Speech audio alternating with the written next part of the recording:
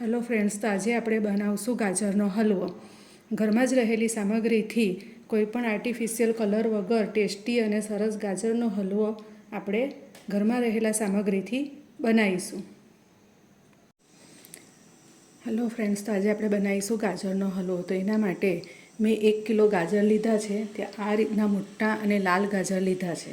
આપણે ગાજરની પસંદગી એવી કરવાની કે આ મીઠાશ લાગે છે આ ગાજરની, એટલે આ રીતના ગાજરની પસંદગી કરવાની. તો 1 કિલો ગાજરની સામે મેં 1 લીટર દૂધ લીધું છે અને 1 વાટકી મલાઈ લીધી છે અને 1 વાટકી ખાંડ લીધી છે. ને આ ગાજરને ધોઈને છોલીને આપણે આ રીતની છીણીથી આપણે એને ગાજરને છીણી લઈશું.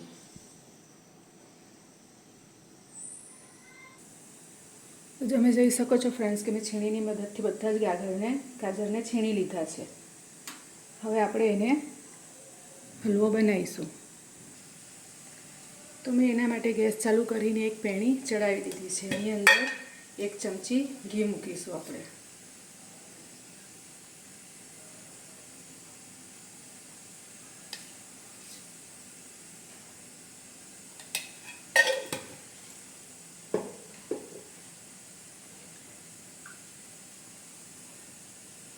ઘી ગરમ થાય એટલે આ બધો જ છીણો આપણે આ પેણીમાં નાખી દઈશું અને જરાક વાર એને થવા દઈશું.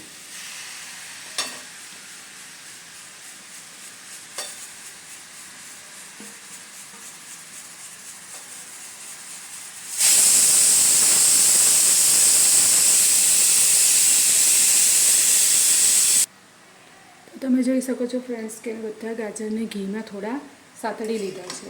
એને આપણે બહુ એ કરવાની જરૂર નથી. એ દૂધમાં ઉકળશે એટલે ગાજર એની તે ચડી જશે.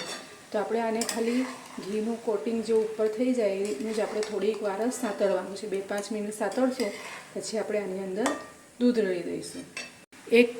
1 કિલો ગાજરની સામે 1 લીટર દૂધ દીધેલું છે. એને મેં પહેલેથી જ ગરમ કરી લીધું છે. તો મલાઈ સાથે જ આ દૂધ આપણે અંદર નાખી દઈશું ને આને ઉકળવા દઈશું.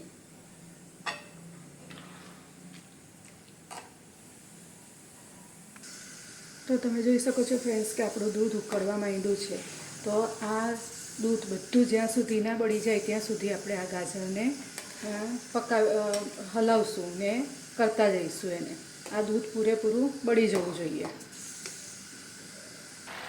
તો તમે જોઈ શકો છો ફ્રેન્ડ્સ કે આપણું મિશ્રણ ગાઢું થવા માંડ્યું છે. હજી આ પૂરેપૂરું જ્યાં સુધી દૂધ બળી ન જાય ત્યાં સુધી આપણે એને હજી થવા દઈશું.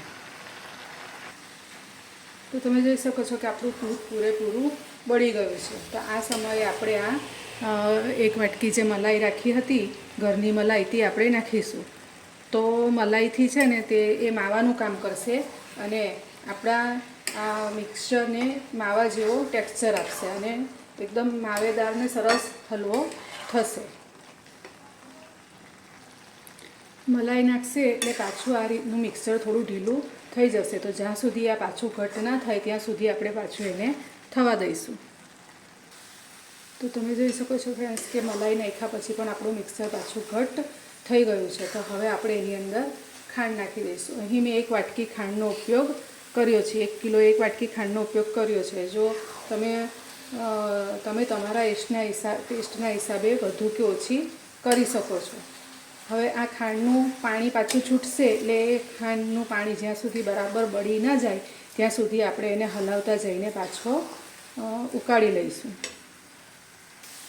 તો તમે જોઈ શકો છો કે ખાંડ નાખ્યા પછી આપણું આ પાણી છૂટેલું તે બધું બળી ગયું છે ને આપણો ગાજરનો હલવો રેડી છે. તમે જોયું હશે કે આપણું ગાજરનો હલવાનો કલર પણ સરસ આવ્યો છે. હવે આપણે એને ડ્રાયફ્રૂટથી ડેકોરેટ કરીશું. તમારી પાસે અહીં કાજુ અને બદામ હતા તો તે હું એનામાં નાખું છું. તમે તમારા મનપસંદ કોઈ પણ ડ્રાયફ્રૂટ નાખી શકો છો.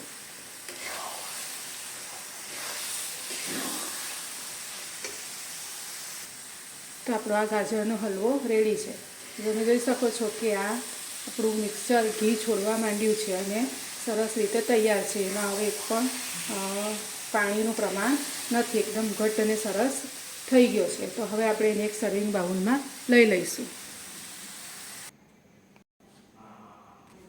તો તમે જોઈ શકો છો ફ્રેન્ડ્સ કે આપણો ગાજરનો હલવો રેડી છે, એકદમ લાલ અને માવેદાર.